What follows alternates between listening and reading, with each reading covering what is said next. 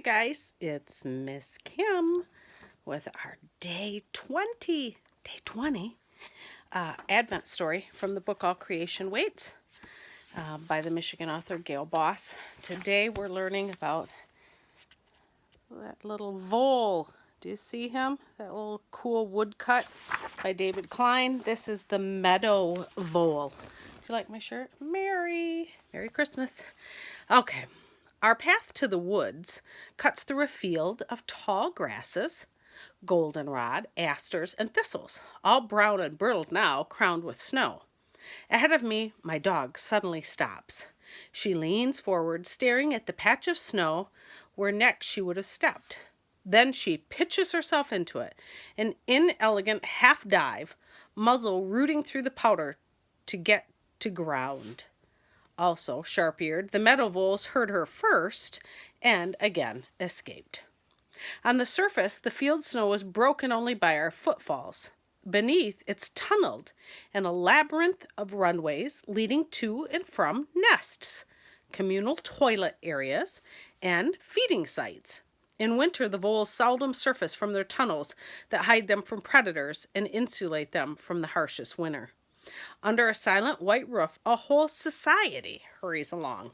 Hurry it must. The heft of 15 pennies in your palm, an adult meadow vole each day must eat as much as she weighs.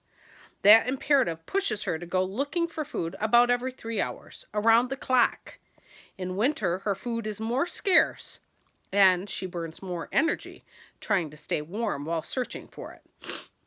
Responding to this scarcity and cold, a meadow vole makes what seems like a death wish. In summer, when her favorite green plants grow profitably, really well, she does not busy herself packing on body fat, nor does she stockpile seeds near her nest.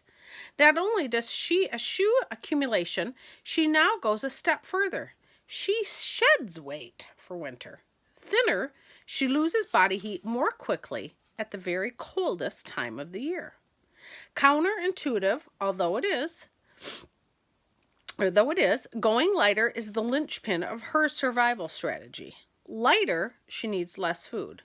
Though she still goes out every 3 hours, she comes back sooner. She needs fewer minutes each trip to find enough seeds, bark, and blanched grass stems to sustain her. Those are minutes the vole can spend resting in her nest of woven grass, where the temperature can be a cozy 50 degrees Fahrenheit. There she saves the energy her heavier self would have used up, running the tunnels to find enough food, and, insulated in her cup of warmth, she saves herself from the strain of generating all her own heat. Her pared down self is even the reason the nest is so warm. In all other seasons, she mates continuously and allows only her tiny pups to lie with her. Now, the shorter, darker days have shut off the tap of her reproductive hormones. Missing them is part of the reason her body mass shrinks and easily loses heat. But without those fierce mating and maternal juices, she gentles. She's willing to welcome neighbors, kin or not, into her nest.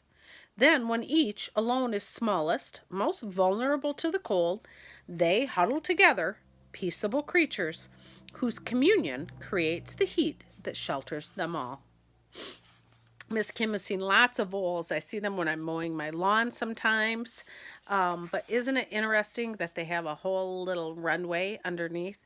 Miss Kim feeds the birds, and I bet in the deep snow, I bet there are tunnels that come underneath where the bird feeders are, because that would be a steady supply of food for those little meadow voles, who look kind of like mice, but they have little pointy noses. So if your cat ever gets something that looks like a mouse but doesn't quite, with smaller ears and a real pointy nose, that's what it probably is a meadow vole. Tomorrow, another creature that I know all of you have seen for Advent Day 21, it's the eastern fox squirrel. So we will read about him tomorrow. Miss Kim's going to record a special Christmas story for you in a little while. Watch for it. I'll be in the same top, but I'll have a scarf on to so you can tell the difference. I hope you have a great Sunday evening. Miss Kim's getting ready to have some soup and watch a Christmas movie. So I hope that you have something cozy planned for your evening as well. And I'll see you tomorrow. Remember, Jesus loves you. So does Miss Kim. Bye-bye.